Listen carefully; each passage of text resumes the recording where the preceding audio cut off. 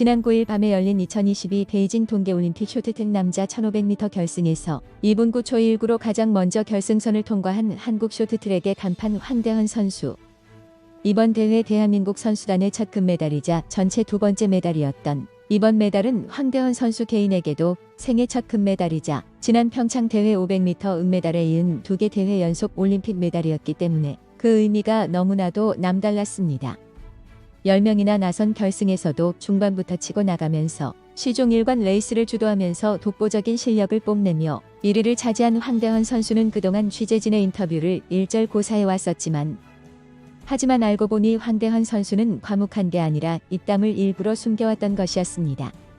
물론 이미 황대헌 선수는 전날 훈련 후 취재진 인터뷰에 적극적으로 응하며 편파 판정 논란 고민을 완벽하게 털어버린 모습을 보인 바 있기는 했지만 그 진가는 금메달 획득 후에 본격적으로 드러났습니다.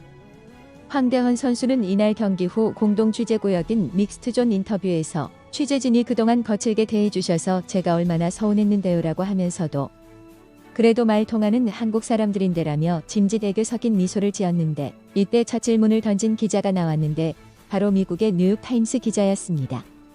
한국어를 모르는 뉴욕타임스 기자는 올림픽 통역 자원봉사자에게 질문을 전달했고 이는 한국어로도 통역이 돼 황대헌 선수에게 전달됐는데요.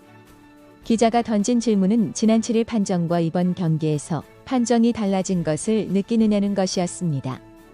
보통 인터뷰 시작은 소감이나 가벼운 대화로 하는 것이 일반적인데 처음부터 강하고 예민한 질문이 나왔으니 자칫하면 황대헌 선수 입장에서도 불편할 수 있을 질문이었을 것입니다. 그러나 황대헌 선수는 너무 공격적이신데?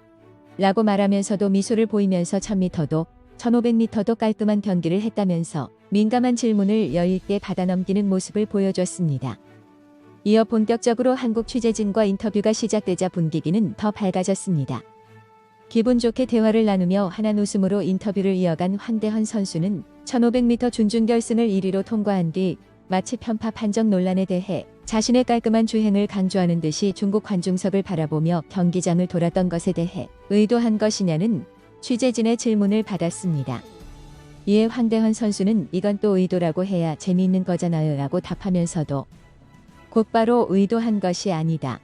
진짜 그런 내용으로 기사를 써주시면 안 된다고며 능수능란하게 자체 검열을 하면서 제가 그런 의도로 했다면 그것은 정말 쿨하지 못한 행동이라면서 특별한 의미가 없었음을 재차 강조했습니다. 하지만 황대헌 선수의 그런 모습은 마치 지난 2010년에 있었던 축구 한일전 원정에서 당시 대표팀 주장이던 박지성 선수가 통렬한 결승골을 터뜨린 뒤 했던 산책 세리머니를 연상시킬 정도로 매우 여유로우면서도 강렬했다 보니 그런 질문은 충분히 나올 만했습니다. 그러면서도 황대헌 선수는 판정은 정말 심판의 몫이니까 깨끗하지 못한 경기니까 제가 그런 판정을 받은 것이다. 그래서 그때 한 수 배웠던 거고 그래서 그 배운 것들 때문에 오늘 더 깔끔한 것 중에 제일 깔끔한 주행 전략을 세웠다고 설명한 황대헌 선수는 원인을 자신에게 돌린 매우 어른스러운 말을 하면서도 먹고 싶은 음식 이야기가 나왔을 때 치킨과 아이스크림을 먹고 싶다면서 올림픽 전에 먹었다는 모 브랜드 치킨을 언급해 취재진에게 웃음을 선사하기도 했습니다. 그런 대답을 들은 기자들은 일제히 황대헌 선수를 향해 웃음 섞인 야유를 보냈는데 이는 이번 대회 한국 선수단장인 대한빙상경기연맹의 윤홍근 회장이 해당 브랜드의 치킨업체 회장이기 때문이었던 것을 의식한 대답이 아니냐는 뜻이었던 것입니다. 그런 기자들의 여유를 들은 황대헌 선수는 자신의 진심을 몰라주는 취재진을 향해서 저는 황금 올리브 닭다리를 진짜 좋아한다고 열변을 토하면서 아버지께서 농담으로 한국에 있는 닭이 왜 점점 작아지는지 알겠다고 말씀하셨다. 제가 닭이 클만 하면 계속 잡아먹는다고 하셨다고 얼굴까지 빨개지며 메뉴까지 밝혀가며 자신이 진심으로 해당 브랜드의 치킨을 좋아한다는 사실을 강조했습니다. 이런 황대헌 선수의 진심에 취재진들도 웃으면서 알았다고 인정했을 정도니 황대헌 선수가 얼마나 재치 있는 선수인지 알만합니다. 얼마나 인터뷰가 길어졌던지 대회 관계자가 길어지는 인터뷰를 중단시킬 만큼 황대헌의 입담은 가히 대단했다는 평인데요. 이렇게 시원하게 토크를 털어놓은 황대헌 선수는 마지막까지 미소를 잃지 않은 채 믹스트존을 빠져나가면서 그야말로 숨겨놓은 입담을 유감없이 발휘했습니다. 특히 고대하던 올림픽 금메달을 딴 뒤에 가진 인터뷰였으니 그 즐거움은 이루 말로 할 수 없었을 것입니다. 사실 이런 황대헌 선수의 입담 능력은 1500m 경기를 앞두고 국내 언론사와 가진 인터뷰에서 이미 어느 정도는 드러난 것이 아닐까 하는 생각이 듭니다. 황대헌 선수는 1500m 경기 전날이었던 8일 중국 베이징 서우두 실내 경기장에서 치러진 쇼트트랙 대표팀 훈련 중에 가진 인터뷰에서 극심한 편파 판정을 대비할 방법이 있느냐는 기자의 질문을 받았는데, 이에 대해 중국 텃세 극복 방법이요? 비밀이다라고 넌지시 대답하면서도 여기에 한국말을 할 줄 아는 사람이 너무 많아서 말할 수 없다고 덧붙여 설명해 취재진들을 웃게 했습니다. 물론 이는 중국 대표팀의 한국 출신 코칭 스태프가 몸담은 점을 다분히 의식해서 자신들의 전략을 노출시키지 않겠다는 뜻을 담은 발언이기도 하면서도 더 이상 편파 판정 논란에 휩싸이지 않고 정면 돌파하겠다는 의지를 드러낸 발언이었지만, 그럼에도 불구하고 그런 분위기에는 어울리지 않는 다소 엉뚱한 대답이기도 해서 웃음을 자아낸 면이 있기도 했습니다. 이런 황대헌 선수의 모습에 자극이라도 받은 것일까요?